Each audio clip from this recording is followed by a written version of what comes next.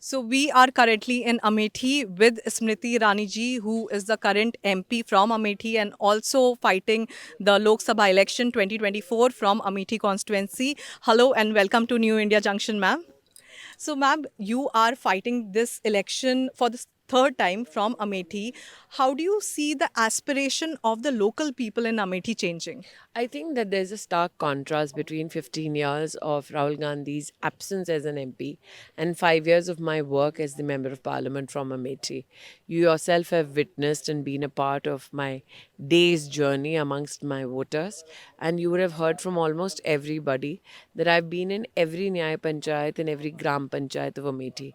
Now, that is a first because any Gandhi family candidate has never traversed across the constituency working every day of the 5 years that they held office.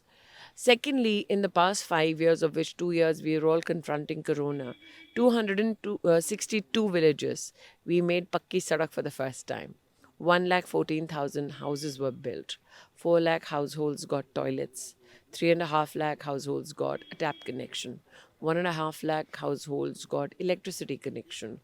2,20,000 houses got a gas connection. Now, the issue is why were 4 lakh houses without toilets? Now, if there is a family size of 4 per person, that means 16 lakh people were defecating in the open while Rahul Gandhi was the Member of Parliament from Amethi.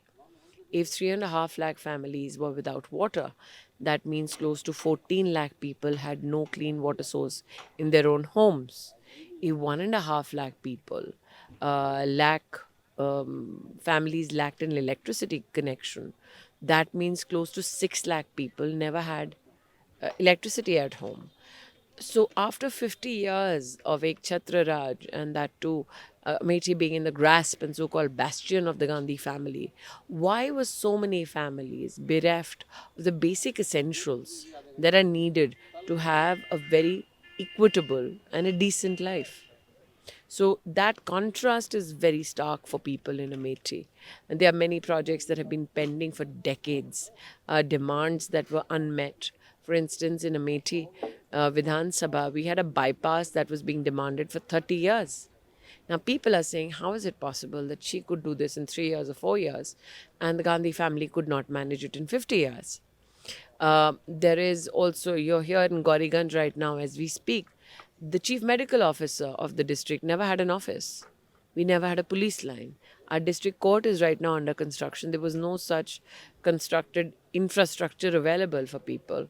We now added to the fire brigades here. We had police stations working out of hutments.